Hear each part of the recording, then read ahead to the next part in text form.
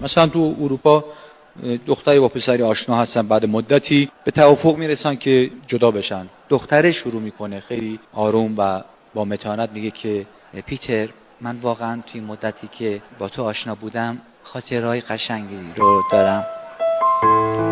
از اینکه ارتباطمون داره تمام میشه خیلی ناراحتم، اما برات بهترینا رو آرزو میکنم.